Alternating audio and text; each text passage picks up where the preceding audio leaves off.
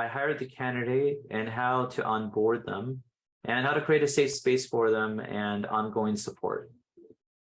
It's important to be proactive, especially when it comes to an employer being anticipating a lot of things that they may need. So there are times when those that are blind and visually impaired, especially the 13 that I've placed so far, there have been times when some of them have gotten promoted to different positions and the company is unsure how to help them transition smoothly.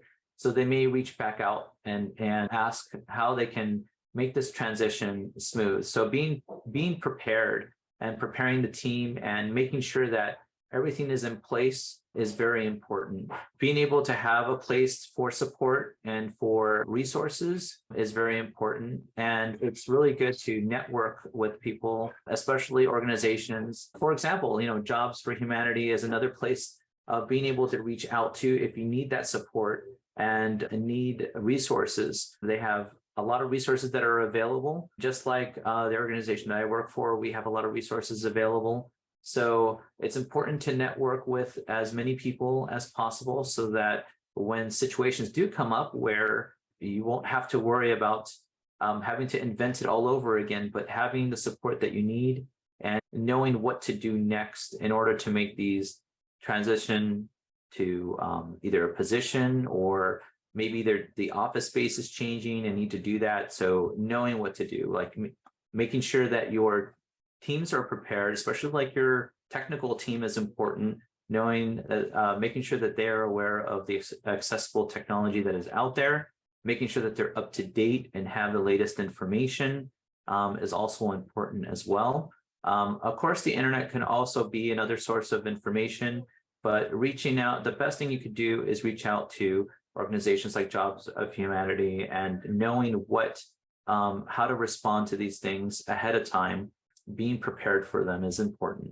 Using accessible software, of course, is always important as well too, but having all of these tools in your toolbox is important than anything else. Etiquette tips and with blind and low vision employees. So let's talk about it. When it comes to using empowering language and language that invokes pity, we're talking about things like saying, see you later, or did you see that latest Marvel movie? Those type of things are okay to say. I think what's more important is making sure that when you're communicating with a person with visual impairment that you're talking to them, looking directly at them, not talking to another person beside them. Identify yourself when you come into a room. That's really important. Somebody may have no vision. They may hear someone come into a room, but are not aware of who actually came into the room. So using emojis or things like that in a group type of text or email is okay. Usually the screen reader can read that.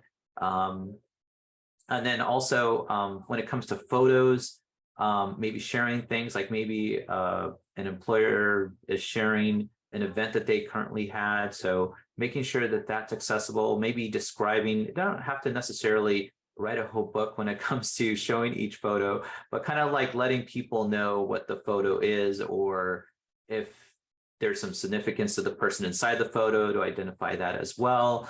But really when it comes down to it, it's just making sure that the people that are being shown the information is being included and feels, and in general, everybody feels inclusive of the information that's being shared.